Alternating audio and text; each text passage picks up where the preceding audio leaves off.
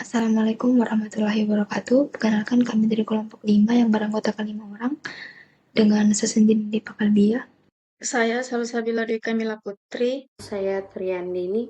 Saya Vira Estianti. Saya Andi Makfira Ramadhani. Di sini kami akan menjelaskan tentang pengolahan data dan data mining dalam sistem penunjang keputusan yang diambil pada studi kasus penerapan data mining dalam sistem penunjang keputusan untuk deteksi penipuan kartu kredit. Nah, pada slide kali ini saya akan menjelaskan pengenalan data mining pada sistem penunjang keputusan. Adapun yang pertama-tama saya akan jelaskan apa itu data mining.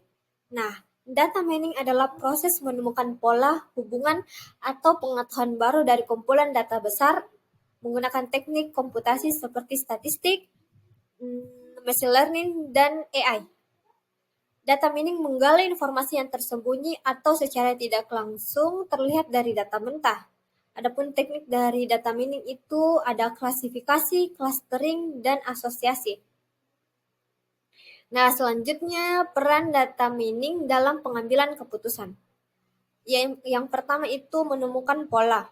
Nah, mengidentifikasi tren atau hubungan, misalnya pola pembelian pelanggan.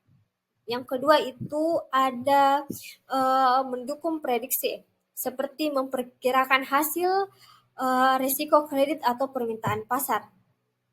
Terus adapun yang ketiga itu segmentasi, yaitu mengelompokkan data untuk strategi yang tepat dan akurat.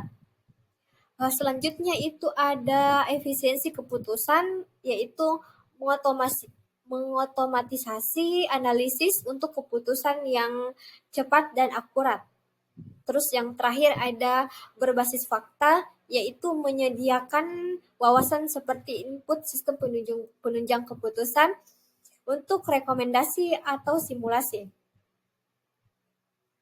Adapun contohnya yaitu sistem penunjang keputusan retail menggunakan data mining untuk merekomendasikan produk berdasarkan pola belanja. Nah, hubungannya dengan sistem penunjang keputusan ini, data mining mengelola data menjadi wawasan yang digunakan sistem penunjang keputusan untuk keputusan yang lebih baik.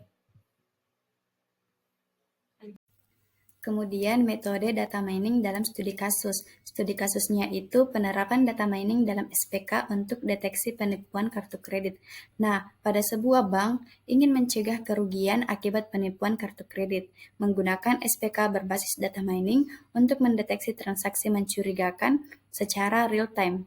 Nah, kemudian studi kasus ini menggunakan metode klasifikasi karena sistem mendeteksi dan memprediksi kategori transaksi, apakah normal atau mencurigakan berdasarkan data transaksi yang telah diberikan label sebelumnya. Kemudian dalam klasifikasi, model dilatih menggunakan data yang sudah ada untuk mengenali pola-pola tertentu dan kemudian digunakan untuk memprediksi kategori transaksi baru. Pengimplementasian data mining dalam sistem penunjang keputusan tentunya memiliki manfaat dan tantangan. Adapun manfaatnya yaitu yang pertama, pengambilan keputusan yang lebih akurat dan juga berbasis pada data. Data mining mengungkap pola dari data besar. Data mining dapat mengungkap tren dari data besar untuk membantu organisasi membuat keputusan yang lebih cepat dan juga akurat. Manfaat yang kedua adalah efisiensi dan juga otomatisasi analisis. Data mining mengotomatisasi analisis untuk menghemat waktu dan juga sumber daya, seperti deteksi penipuan real time di bank yang tidak membutuhkan banyak. Saya akan menjelaskan tentang tantangan penerapan data mining dalam organisasi. Yang pertama yaitu kualitas dan ketersediaan data. Data mining membutuhkan data yang lengkap, bersih, dan relevan. Data yang buruk, misalnya hilang, duplikat, atau tidak konsisten, dapat menghasilkan wawasan yang salah. Contohnya itu jika data transaksi pelanggan tidak lengkap, hasil prediksi bisa tidak akurat. Yang kedua yaitu biaya dan kompleksitas implementasi. Implementasi data mining memerlukan investasi besar untuk teknologi.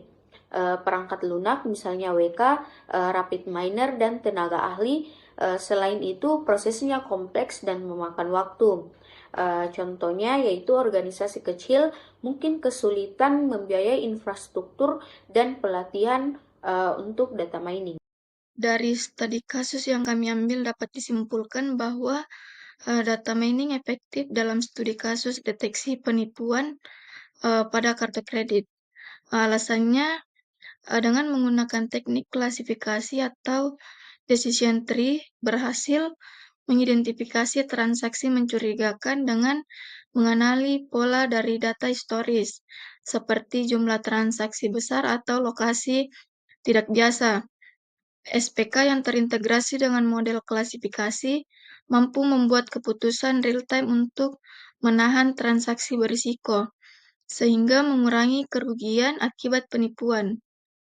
Efektivitasnya juga terlihat dari otomatisasi proses yang meminimalkan kebutuhan analisis manual dan meningkatkan kecepatan respon. Adapun rekomendasi saran untuk meningkatkan akurasi dan efisiensi sistem, yang pertama meningkatkan kualitas data, di mana disarankan untuk melakukan pembersihan data secara rutin atau menghapus duplikasi, mengisi data hilang, dan integrasikan sumber data tambahan seperti data perilaku pelanggan dari aplikasi mobile atau riwayat login. Manfaatnya, data yang lebih lengkap dan bersih meningkatkan akurasi model klasifikasi dan mengenali pola penipuan. Contohnya dengan menambahkan data lokasi GPS dari transaksi dapat membantu membedakan transaksi sah di lokasi baru versus penipuan. Yang kedua ada merekomendasikan algoritma yang lebih canggih. Disarankan selain decision tree, kombinasikan dengan algoritma lain seperti random forest atau neural network. Nah, untuk meningkatkan akurasi deteksi, terutama pada pola penipuan yang kompleks. Manfaatnya, dengan menggunakan random forest akan mengurangi risiko overfitting. Sementara neural network lebih baik menangani data besar dan pola non-linear. Contohnya, random forest dapat meningkatkan akurasi deteksi hingga 2-5% dibandingkan decision tree tunggal. Baik, cukup sekian dari kelompok kami. Semoga bermanfaat. Apabila ada kesalahan, mohon dimaafkan. Wabillahi taufiq wal hidayah. Wassalamualaikum warahmatullahi wabarakatuh.